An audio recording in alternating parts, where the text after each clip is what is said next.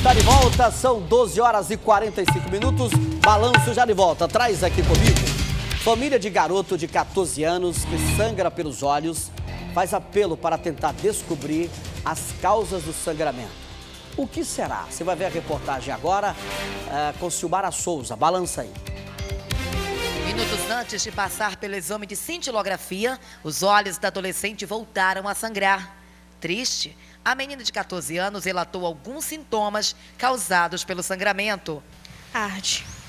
Sente dores também? Dói. Minha cabeça. Dor de cabeça, fico tonta e nervosa. A primeira vez que você viu que dos seus olhos estava escorrendo sangue, qual foi a sua reação? Onde você estava? Estava na casa da minha avó, aí minha mãe estava lá, fui lá e mostrei para ela. Você ficou muito assustada na hora? Fiquei. E não consegue identificar até hoje o que é que seja? Não. Isso ocorre com muita frequência? É.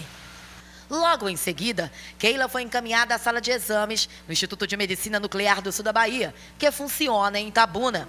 O exame durou cerca de 1 hora. A cintilografia é um método de diagnóstico por imagem da medicina nuclear. Neste exame, são formadas primariamente imagens funcionais, em contraste com radiologia geral, em que são formadas as imagens anatômicas.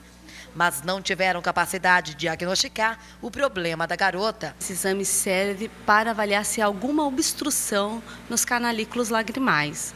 Então, não dá para descobrir a causa do sangramento, não é o objetivo do exame. Segundo a mãe da menina, há 1 ano o sangramento da filha começou e atingiram nariz, boca e ouvido. Há pouco mais de 1 mês, começou a sangrar pelos olhos. Os pais afirmam que o sofrimento tem sido constante. Sem o diagnóstico, a família que mora em Aurelino Leal já realizou diversos exames em Itabuna.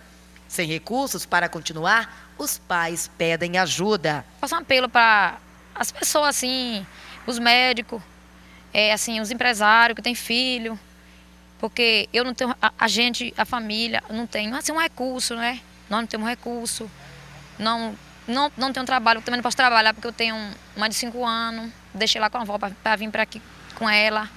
E como mãe eu sofro muito, vendo o sofrimento dela, assim, as coleguinhas dela brincando, fazendo as atividades que a adolescente faz e ela sem poder fazer.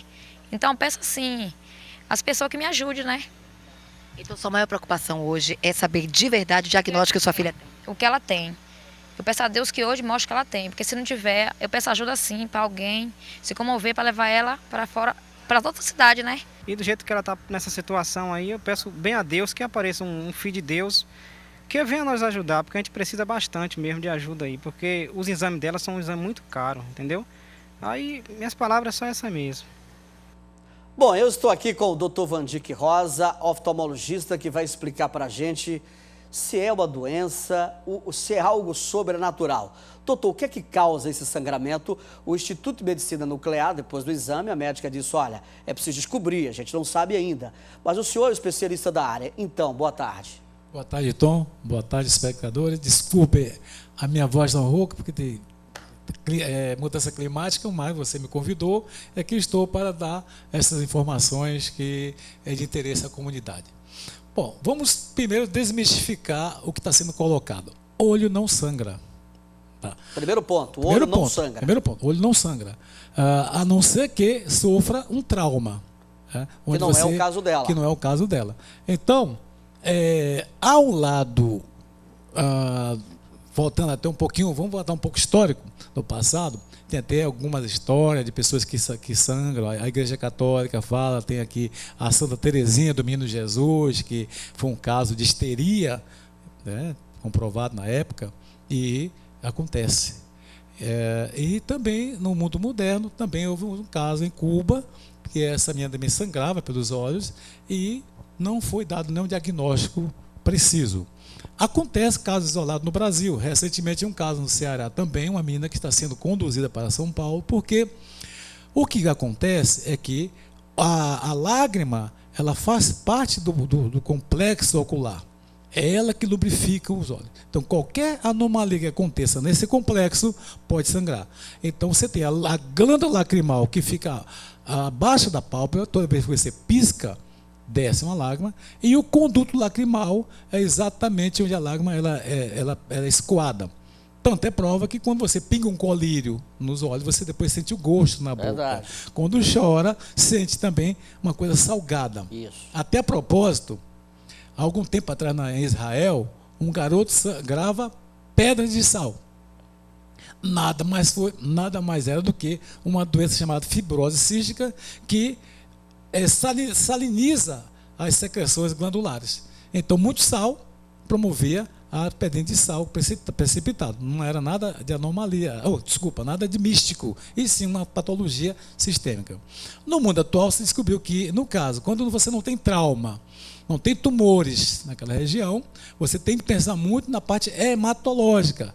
Certamente, essa garota foi examinada por nós, mas não posso ir adiante porque é de menor e há um sigilo médico que nós não podemos estar assim, informando sem autorização dos pais. Mas pelo que se vê na televisão, que eu posso comentar, ela apresenta também, não sei se aquilo é sujeira do sangue ou um hematoma, ou seja, sangue por baixo da pele. A literatura fala quando não é por trauma, quando não é por uma doença hematológica, exemplo, a leucemia, hepatite pode acontecer, o lúpus pode acontecer, enfim, várias patologias, tumores podem promover isso. Tanto é que ela relata que a hemorragia ocular não é só no olho. Perfeito. Ela tem também na boca, tem também nas narinas. Então está se percebendo que é uma patologia sistêmica, provavelmente de origem hematológica, ou seja, sanguínea. O que acontece muitas vezes é a não coagulação perfeita. Existe algum risco de cegueira, doutor, nesse caso aí? Não. No caso aí, por isso não. A cegueira pode... inclusive a cegueira é promovida por algumas outras patologias. Exemplo, uma retinopatia diabética que cega, são hemorragias, mas promovida por outra situação. Quais são os riscos nesse caso aí? Para os olhos, nenhum. O que, como eu te falei, a lágrima é um anexo ocular, ela está lacrimejando, ela não tem ausência de lágrima, ao contrário, é a lágrima que mantém os olhos lubrificados. Tá? Agora, a literatura fala muito em situações psicológicas, pessoas com depressão, pessoas com histeria e outras situações. Então, o caso da garota tem que ser analisado de forma médica, por exames, no caso que ela está solicitando, ressonância, exames laboratoriais sobre a crase sanguínea, ou seja, essas hemorragias, e também o lado psicológico da criança. Há casos que nós temos visto, inclusive, crianças que chegam a sofrer um trauma psicológico. Você já pegou um caso desse, por exemplo? Já. Pessoas que têm trauma psicológico em casa, ou na escola, ou no trabalho, ou em outra situação qualquer, como essa situação de Ceará. Ela relatou depois que sofreu uma agressão da patroa. Daí para cá, veio todo o processo que ela volta e meia está sangrando. E qual é o tipo de cirurgia que é feito aí, doutor, nesse caso? Tem que ser submetido a intervenção cirúrgica ou não? Não. Veja só.